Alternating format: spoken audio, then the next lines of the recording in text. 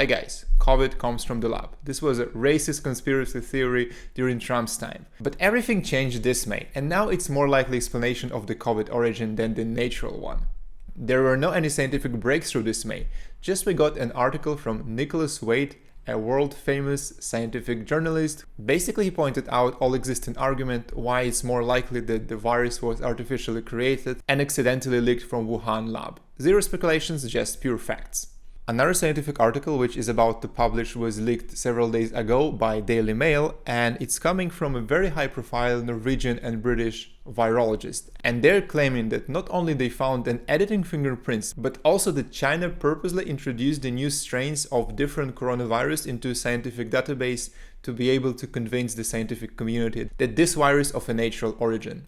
Crazy stuff. Nicholas Wade article is quite long and a little bit technical, so I will give you an easy and quick explanation. First, let's examine all the suspicious things which points to the lab leak but doesn't really prove it, basically the conspiracy arguments. And then let's look at some hard scientific evidence. In previous coronavirus outbreaks, which is SARS-1 and MERS, all intermediate hosts were found relatively quickly. For SARS it took only 4 months, for MERS 9 months. For SARS-2, which is COVID-19, it's been 15 months and they failed to find either the original bat population or the intermediate species or any serological evidence that any of Chinese population, including the Wuhan one, had ever been exposed to the virus prior to December 2019. The closest virus to SARS-2 was found in Yunnan cave back in 2013 by Xi Jinli team from Wuhan Institute of Virology. And it's coming from the bat's poop. And we know the team in Wuhan were constantly going to Yunnan to study the bats' population and viruses which they possess, and they collected all the samples and brought them back to the lab in Wuhan. Basically, bats live in warm Yunnan and COVID-19 started in cold, winter-like Wuhan. Very strange. We know that Xi Jinli was teamed up with American virologist Ralph Baric to study how easy bat coronaviruses can mutate and infect humans. Basically, their article from 2015 stated that it's very easy and you need just a few mutations. And we need to do more research to understand how to prevent the spillover in the future. They even created a chimera virus by taking the backbone of SARS-1 and protein spike of one of the newly discovered bat viruses, and showed that this can infect human cells. Right after the publication, there was a serious debate about how potentially dangerous this so-called gain-of-function experiment can be, especially considering that we don't have any vaccine against any of existing coronaviruses. Baric and Xi said that we have obvious risks, but they should be weighted against the benefit of foreshadowing future spillovers. That was in 2015, and as you can see, these experiments didn't really help much in 2020. We know that Baric later developed a general framework to modify viruses to be able to attack different animals. And obviously the most interesting animals for the science is human. For all their experiments they used human cells or humanized mice. Basically these are genetically modified mice with human-like lungs. Very cheap and ethical solution to simulate human. Then Xi Jinli continued her experiments, and we know this because of US National Institute of Health, led by Dr. Fauci, made a grant to EcoHealth organization, which is led by someone called Peter Daszak, who subcontracted all the work to Xi's lab in Wuhan. Here's an extract from 2018-2019 grants.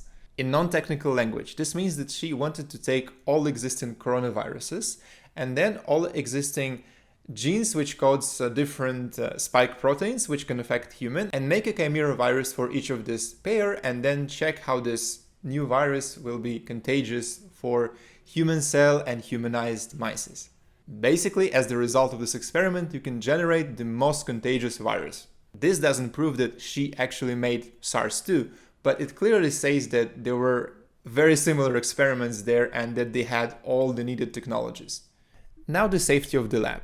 Wuhan Institute of Technology officially is level 4, which means that everyone needs to work in this kind of a spacesuit costumes, and obviously no one likes that. And in 2008, the US state inspector actually warned that lab is not following the safety standards. And in one of the interviews, Xi Jinli confirmed that most of the bat's coronavirus experiments were conducted in level 2 or level 3 security. Level 2 basically means that you have to wear a lab clothes and gloves, and that's basically it. Also, at that point, it's officially confirmed by US intelligence that there were 3 people from Wuhan lab who got sick with COVID-like symptoms and needed to be hospitalized back in November 2019. Everything points to Wuhan lab, but this is not a formal proof, so we need to find some hard scientific arguments, and here they are. First, evolutionist argument. Viruses don't really jump from species to species that easily. Let's say you have a bat virus who wants to jump to pangolin. Most likely it won't be able to do that, because these are 2 different species and the virus was evolved in bats population and therefore it's only compatible with bats. So you need to wait for some lucky mutation to be able to jump to pangolin. And when it happens, the virus still can be too weak for pangolin population and it quickly dies out. So you need to wait for more and more mutations in bats population. And finally, when you acquire all of them, you can jump to pangolin's population and make an epidemic. However, this new virus will still be weak because it's coming from bats population. But in this case, now it can evolve within pangolin's population. The evolutional goal of the virus is to create as many copies as possible. And to do this, virus needs to evolve to become more contagious and less lethal. That was exactly the case with SARS-1. Virus needed 6 different changes in protein spike to be able to jump from bats to civets. And then after 14 more mutations in civets population, it was able to infect human, but still not potent enough to make an epidemic. So it needed 4 more mutations, and then the epidemic started. SARS-1 was way less contagious than SARS-2, and that's why we didn't have any global pandemic back then. SARS-2 is the most contagious virus we ever know, and the only explanation that there was a milder version in circulation for a pretty long time, and then the virus acquired the mutations to be super contagious. We have zero evidence of that after a very extensive search, so it's possible but very unlikely. Second argument, furin cleavage site. This is a very technical term, but this is basically the key of the puzzle.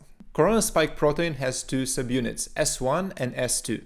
So first helps to enter the cell and second puts an anchor to one. In SARS-2 there is a magical sequence between these 2 proteins called furin cleavage site. Basically on the surface of the human cell there is a cutting tool called furin, and this thing only cuts when it meets this specific sequence. In case of SARS-2, this thing will cut S1 from the rest and then the virus can successfully invade the cell. The problem with that furin thing that there are no any other beta coronaviruses which use the same mechanism. They all use completely different methods on different levels to cut S1 from S2. So why can't evolution make something like this? Well, it can. There are 2 ways. One is mutation and the second one is recombination. Mutation basically is a copy and error in one of the random places within RNA sequence. Here you need 4 different errors close to each other right in between S1 and S2. This is possible, but very unlikely. The more likely way is recombination. When 2 viruses invade the same cell, they can basically freely exchange all pieces of their RNA. The thing is that recombination is only possible when you have 2 different beta coronaviruses. And as I've just said, there is no any other coronaviruses which has this cleavage site. Again, it's possible that we have an unknown virus which we are yet to discover. But there is an easier explanation. Apparently inserting furin cleavage site is known method to make virus more contagious. There are at least 11 papers related to gain of control experiments where furin is being used for that kind of purpose. Some of these papers are coming from Shizhen Li. The third argument is that you can encode amino acids in different ways. For example, the amino acid arginine can be coded in 6 different ways, which you can see on the display. Now the coolest part. Different organisms prefer different combinations for the same amino acid. If you compare SARS-2 with its closest relative RATG13, you can see the following 12 letters insert at the place of furin. CGG is arginine code which is preferred by human cells. Only 5% of arginine in SARS-2 is being encoded with that sequence. The most alarming thing here is that you have 2 CGG in one place. There is no any better coronavirus in the world which has the same double combination. Again, it's possible, but very unlikely. And according to the Waits article, human preferred combinations is being used in labs for gain of control experiments. All these facts strongly favor the lab creation theory, and most of them were known to scientists right after the pandemic. Why no one told us earlier? Basically, there was one article in Nature Medicine back in March 17, 2020, which stated that there is no any sign of editing or chimera-like structure in SARS-2. Their proof was that if you edit the genome, you cannot do this in a precise way, so you have to insert a very large chunk of data, and you will definitely see this. And since in this case you don't see this, this is not being edited. And this is only true if you're talking about the old technology. Apparently you have new and quite documented technology which can do a very precise editing. But no one told us that. And honestly, I believe in that article, assuming that if it's not true, there's gonna be another article which will debunk it, and since there is not any article like that, it's all true. Apparently it's not how virology science works. Scientists there need to get some money, and to get those money they need to get some grants. And the left can cancel you anytime and ruin your career if you say something wrong. So it's better to be quiet. Basically, it's Chernobyl for virologists. They knew everything from the very beginning, but they decided to cover it up. And now you will no longer trust for any scientific consensus because it might be a political consensus. And this all could have had a significant impact on US presidential election if people knew that Trump was not really a crazy racist conspiracist about COVID-19 as media suggested. Thanks for watching, don't forget to like, share and subscribe, and see you next time. Bye!